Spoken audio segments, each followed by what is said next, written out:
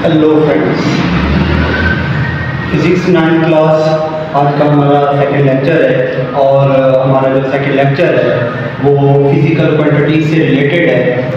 देखें, कुछ क्वांटिटीज ऐसी होती हैं जो मेजरेबल नहीं होती, जैसे हमारे इमोशन है, हमारी फीलिंग है, हमारी थॉट्स हैं, तो हम इनको मेजर नहीं कर सकते। तो फिजिक्स में हमारा उन क्वांटिटीज से ताल्लुक़ पड़ता है, वास्ता पड़ता है जो हम फिजिकली मेजर कर सकते हैं।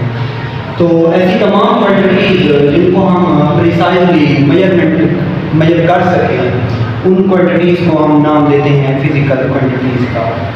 अब फिजिकल क्वांटिटीज़ की जो है ना दो कैरेक्टरिस्टिक्स होती हैं, दो फीचर्स होते हैं।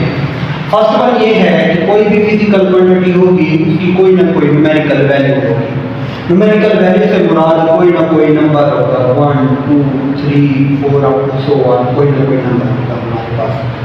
और दूसरा उसका फीचर ये है कि उस फिजिकल क्वांटिटी का कोई ना कोई एक स्टैंडर्ड यूनिट होगा।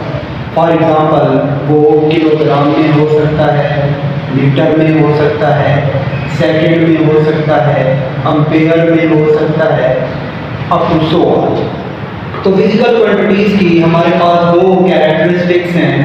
फर्स्ट वन है न्यूमेरिकल वैल्यू और सेकंड वन है यूनिट। लेट्स सपोज हम एक शॉप पे जाते हैं, उसे कहते हैं कि भाई हमें जो है 10 किलोग्राम चीनी चाहिए। तो ये जो हमने कहा 10 kg 10 किलोग्राम, अब ये जो 10 है ये उस फिजिकल क्वांटिटी की न्यूमेरिकल वैल्यू है और ये जो kg है ये उस फिजिकल क्वांटिटी का कोई ना कोई स्टैंडर्ड यूनिट है। अब यूनिट होता क्या है? बेसिकली यूनिट एक स्टैंडर्ड, एक मियारी क्वांटिटी होती है जिसकी बेस के ऊपर हम बाकी तमाम क्वांटिटीज को जो है कंपेयर कर देते हैं।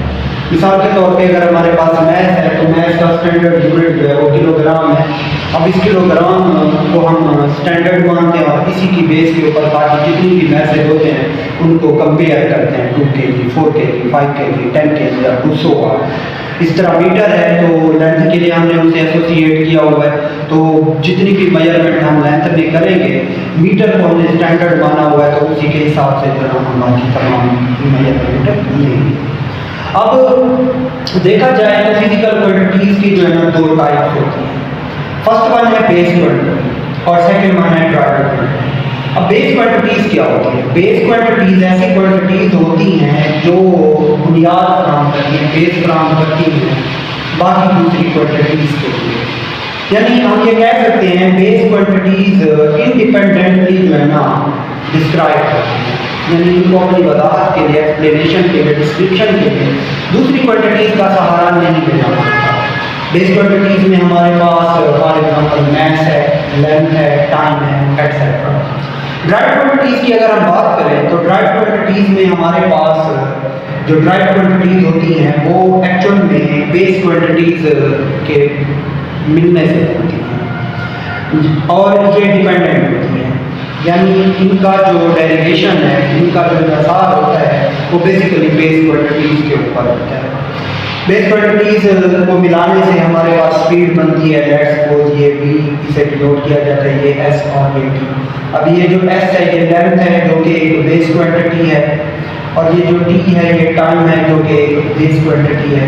तो इन दोनों के मिलाने से हमें एक नई क्वांटिटी मिली जो कि क्या है? स्पीड है, जो कि ड्राइव क्वांटिटी है। इसी तरह वेलोसिटी एक ड्राइव क्वांटिटी है, फोर्स एक ड्राइव क्वांटिटी है।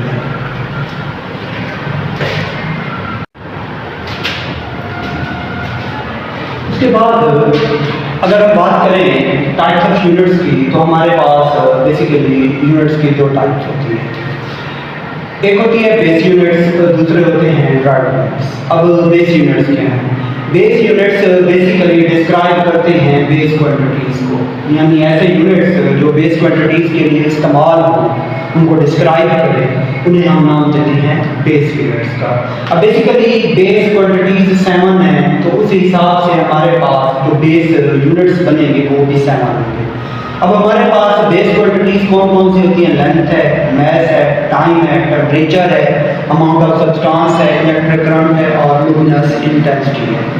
तो लेंथ के लिए हम जो बेस यूनिट इस्तेमाल करते हैं वो मीटर होता है। मास के लिए जो हम बेस यूनिट इस्तेमाल करते हैं वो किलोग्राम होता है। टाइम के लिए जो हम बेस यूनिट इस्तेमाल करते हैं वो सेकंड होता है। टेम्परेचर के लिए जो हम बेस यूनिट इस्तेमाल करते हैं वो केल्विन होता है। अमाउंट ऑफ सब्सटेंस के लिए जो हम यूज़ करते हैं वो वोल्ट होता है।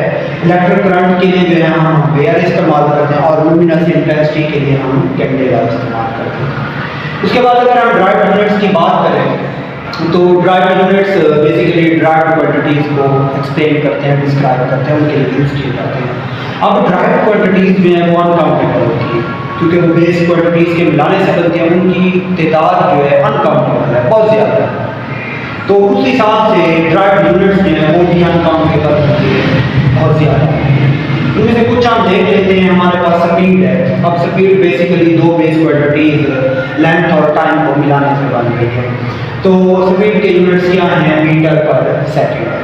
इस तरह अगर हम फोर्स की बात करें, फोर्स के जो यूनिट होते हैं वो होते हैं किलोग्राम मीटर पर सेकेंड स्क्वायर।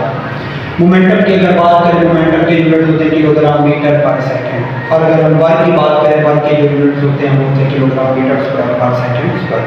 अब अगर हम यहाँ पे गौर करें तो ये जितनी भी ड्राइव यूनिट्स हैं बेसिकली बेस क्वांटिटीज को डिवाइड या मल्टीप्लाई करने से बनते हैं। तो इट मीन्स ड्राइव यूनिट्स जो है वो डिपेंडेंट होते हैं बेस यूनिट्स के ऊपर।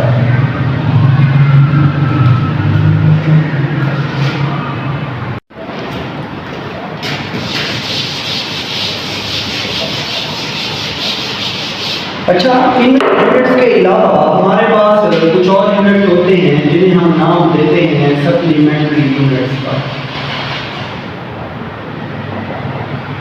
अब सप्लीमेंट्री यूनिट्स क्या होते हैं? बेसिकली अगर देखा जाए तो कुछ ऐसे यूनिट्स भी हैं जो ना तो बेस यूनिट्स में आते हैं और ना ही ड्राइव यूनिट्स में आते हैं। तो उनके लिए हमने एक अलग से सिस्टम बना दिया जिन्हें नाम दिया गया सप्लीमेंट्री यूनिट्स का। असल में ये क्या होते हैं? ये एंगल होते हैं, मैया यूनिट्स होते हैं, रोटेशन होती है। तो ये ना तो बेस यूनिट्स में आते हैं और ना ही ड्राइव यूनिट्स में। तो इनके लिए हम जो यूज़ करते हैं वो क्या है? सप्लीमेंट्री यूनिट्स हैं। अब बेसिकली एंगल जो होते हैं वो दो तरह के होते हैं। एक होता है 2D एंगल जिसे हम प्लेन एंगल भी कहते हैं, और एक हमारे पास 3D एंगल होता है जिसे हम सॉलिड एंगल भी कहते हैं। अब प्लेन एंगल जो है ये असल में बनता है, कोई अगर आप एक सर्कल लें, सरफेस लें, तो उसके सेंटर से एक ऐसी आर्क जिसकी लेंथ जो है उसके रेडियस के बराबर हो, तो ये जो एंगल बन रहा है सेंटर के साथ वो होता है हमारे पास एक प्लेन एंगल, जो कि एक प्लेन में बन रहा है, 2D एंगल है। और ये बराबर होता है हमारे पास 2 पाई रेडियन। जबकि अगर हम बात करें सॉलिड एंगल की, सॉलिड एंगल जो है ये किसी भी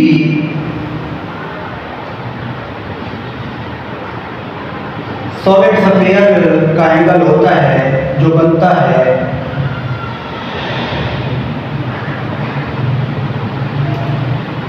जब लेंथ जो है रेडियस के स्क्वायर के इक्वल हो। ठीक है, अब ये हमारे पास जो है ये 4 पाई रेडियन के बराबर होता है, 4 पाई रेडियन का। प्लेन एंगल को जो डिनोट किया जाता है वो थीटा से किया जाता है, जबकि जो हमारे पास सॉलिड एंगल होता है उसे हम ओमेगा से डिनोट करते हैं। Thank you.